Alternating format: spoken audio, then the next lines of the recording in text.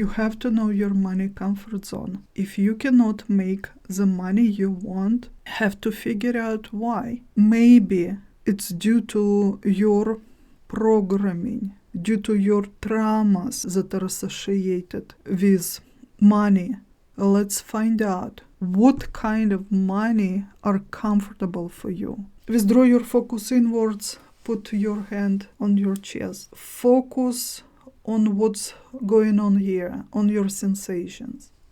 And now state whether out loud or in your mind your current income. And notice what kind of feeling it gives you. Does your chest squeezes? Is there a cold sensation? Or the opposite, it's comfortable and it's warm? Now let's go down a little. What if you were making less? And maybe now the unpleasant sensations intensify, but you may find out that it actually feels better. Don't look for logic here. If this number is comfortable, go down a little more and test again. How does it feel? You want to find the lowest number you're comfortable with and take a note of it. And then let's go back to your current income. State it again. Notice how it feels. Increase a little. And now state your desired income. And notice how that feels. Listen to your body. If it feels good, go up a little more. And you want to increase it in little increments until you hit that point where it does not feel good. That will be your highest limit for right now.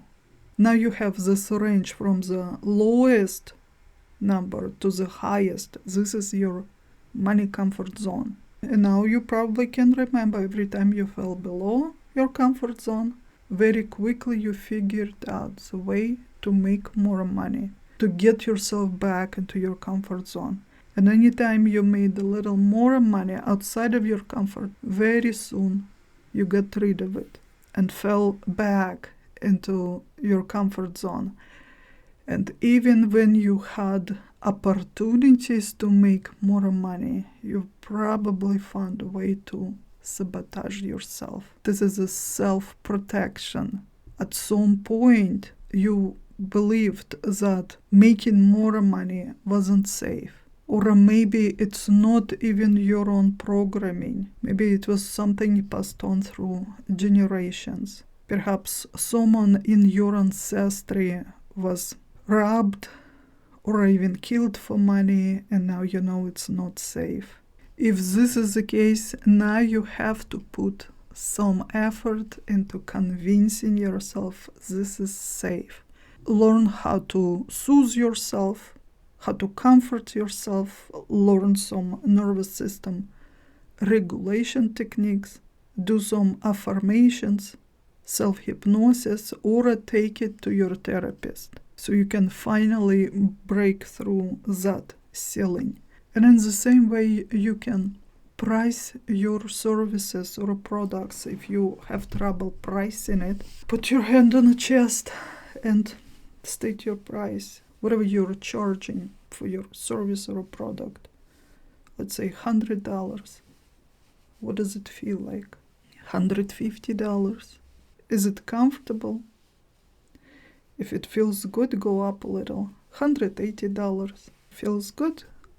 Let's go up a little more. $200, $250, $300, $400.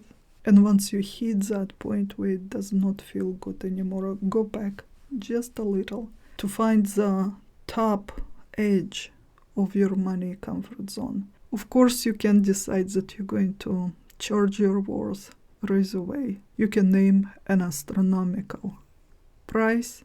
The problem is that you will not be able to sell it, even if there are plenty of people that are comfortable with paying this price. The way you will present it is not going to feel authentic. People will feel it.